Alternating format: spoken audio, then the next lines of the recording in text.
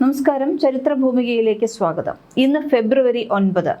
ചരിത്രത്തിൽ ഇന്നത്തെ ദിവസത്തിന് ഒരുപാട് പ്രാധാന്യങ്ങളുണ്ട്. അതിൽ ഏറ്റവും പ്രാധാന്യത്തോടു കൂടിയുള്ളത് നമുക്ക് പറയാം. സ്വതന്ത്ര ഭാരതത്തിന്റെ ആദ്യത്തെ കാനേഷ് കുമാരി കണക്കെടുപ്പ് നടന്നത് ഫെബ്രുവരി 9, 1951 സാമ്പത്തിക വികസനത്തിന് ഉതകുന്ന വിവരങ്ങൾ കൂടി ശേഖരിച്ചത് ഒരു പ്രത്യേകതയായിരുന്നു.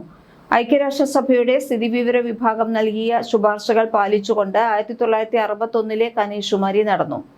ഇതിനു പുറമെ കുടുംബം, തൊഴിൽ, മതം, അന്യസ്ഥലത്ത് ജനിച്ചവരുടെ താമസത്തിന്റെ കാലയളവ് എന്നീ വിവരങ്ങളും കാനേഷ് കുമാരി കണക്കിൽ ചേർത്തിരുന്നു. ഈ കണക്കെടുപ്പിലാണ് യന്ത്രസഹായത്തോടെയുള്ള പട്ടികപ്പെടുത്തൽ ആദ്യമായി നടന്നത്.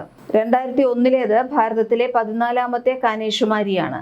സ്വതന്ത്ര ലബ്ധിക്കു ശേഷം ഉള്ള 6ാമത്തെയുമാണ്. 21ാം നൂറ്റാണ്ടിലെയും 3ാം സഹസ്രാബ്ദത്തിലെയും ആദ്യത്തെ കണക്കെടുപ്പും. ഇന്ത്യയിലെ 15ാമത് സെൻസസ് ഏപ്രിൽ 1, 2010 ആരംഭിച്ചു. ഇതിന്റെ 2011 മാർച്ച് 31 പുറത്തുവിട്ട പ്രാഥമിക കണക്കു പ്രകാരം ഇന്ത്യയിലെ ജനസംഖ്യ 121.02 കോടിയായി ഉയർന്നു. 18 കോടിയുടെ വർധനവാണ് ഉണ്ടായിട്ടുള്ളത്. പുരുഷന്മാർ 62.37 കോടി, സ്ത്രീകൾ 58.65 കോടി എന്നതാണ് ഇപ്പോഴത്തെ നില. കേരളത്തിൽ 1000 പുരുഷന്മാർക്ക് 1084 സ്ത്രീകൾ ഉള്ളതായും പുതിയ കാനേഷ് കുമാരി കണക്ക് അറിയിക്കുന്നു. ദേശീയ തലത്തിൽ ഇത് 1000 പുരുഷന്മാർക്ക് 914 സ്ത്രീകൾ എന്നുള്ളതാണ്. 2021 നടക്കേണ്ടിയിരുന്ന ഇന്ത്യയിലെ 16ാമത് ദേശീയ സെൻസസ് COVID-19 പാൻഡമിക് കാരണം പലതവണ മാറ്റിവെച്ചു. പിന്നീട് ഇത് 2025 ആരംഭിക്കുമെന്ന് പറഞ്ഞിരുന്നു.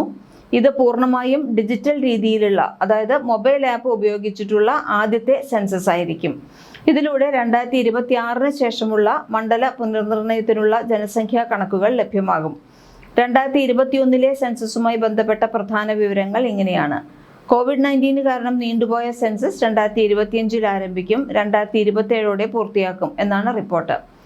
ഡിജിറ്റൽ സെൻസസ് ആദ്യമായി പൂർണ്ണമായും പേപ്പർ രഹിതമായി മൊബൈൽ ആപ്പ് ഉപയോഗിച്ച് വിവരശേഖരണം നടത്തും.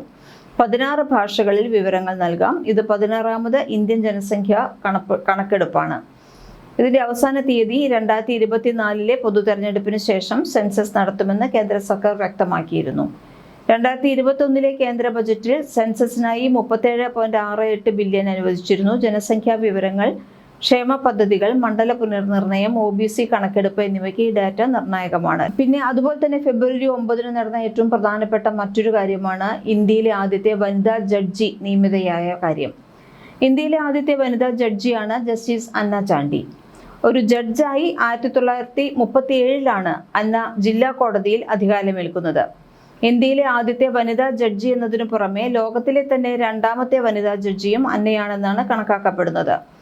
1959 ഹൈക്കോടതിയിൽ അധികാരമേറ്റു. 1959 ഫെബ്രുവരി 9 കേരള ഹൈക്കോടതി ജഡ്ജിയായി സത്യപ്രതിജ്ഞ ചെയ്ത് 1967 ഏപ്രിൽ 5 വരെ 8 വർഷത്തിലേറെ ആ പദവിയിൽ തുടർന്നു. കേരളത്തിൽ നിയമബിരുദം നേടിയ ആദ്യ വനിതയാണ്. മുൻസിഫ് പദവിയിലെത്തിയ ആദ്യത്തെ സ്ത്രീ, കേരളത്തിലെ ആദ്യകാല സ്ത്രീവാദി, അക്കാലത്തെ പേരെടുത്ത ക്രിമിനൽ വക്കീൽ, ഈ നിലയ്ക്കെല്ലാം അന്ന ചാണ്ടി പ്രശസ്തയാണ്. കേരളത്തിൽ നിയമബിരുദം നേടിയ ആദ്യ വനിതയായിരുന്നു അന്ന ചാണ്ടി എന്ന് പറയേണ്ടതില്ലല്ലോ. 1929 അവർ ബാറിൽ ചേർന്നു. 1932 മുതൽ 34 വരെയുള്ള കാലഘട്ടത്തിൽ ശ്രീമൂലം പോപ്പുലർ അസംബ്ലിയിൽ അംഗമായിരുന്നു. 1937 ഫസ്റ്റ് ഗ്രേഡ് മുൻസിഫായി നിയമിതയായി. ആ സ്ഥാനം വഹിക്കുന്ന ആദ്യ മലയാളി വനിത.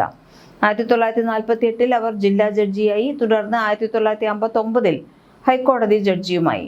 കേരള ഹൈക്കോടതി ജഡ്ജിയായിരിക്കെ നിയമത്തെക്കുറിച്ചുള്ള ആഴത്തിലുള്ള അറിവും വ്യക്തിയുടെ അന്തസ്സിലും പ്രതിയുടെ അവകാശങ്ങളിലും അചഞ്ചലമായ ഊന്നലും പ്രതിഫലിപ്പിക്കുന്ന നിരവധി സുപ്രധാന വിധിന്യായങ്ങൾ അവർ പുറപ്പെടുവിച്ചിട്ടുണ്ട്. 1967 ചാണ്ടി ബെഞ്ചിൽ നിന്ന് വിരമിച്ചു. അഭിഭാഷകയായും ജഡ്ജിയായും മികച്ച സേവനത്തിന് ശേഷം കേരള ലോ കമ്മീഷൻ അംഗമെന്ന നിലയിലുള്ള സേവനത്തിലൂടെ സമൂഹത്തിൽ പരിഷ്കാരങ്ങൾ കൊണ്ടുവരാൻ അവർ പരിശ്രമിച്ചിരുന്നു. ആത്മകഥ എന്ന അവരുടെ ജീവചരിത്രം 1973 പ്രസിദ്ധീകരിച്ചത്. അതുപോലെ തന്നെ ഒരുപാട് കാര്യങ്ങൾ ഈ ഫെബ്രുവരി 9 നടന്നിട്ടുണ്ട്. അതിൽ 2 കാര്യങ്ങൾ പറഞ്ഞു എന്നേ ഉള്ളൂ. ധാരാളം കാര്യങ്ങൾ ഇനിയുമുണ്ട്. പ്രേക്ഷകർക്ക് അറിയാവുന്ന കാര്യങ്ങൾ ഇതിലൊന്ന് കമൻറ്റ് ചെയ്യൂ.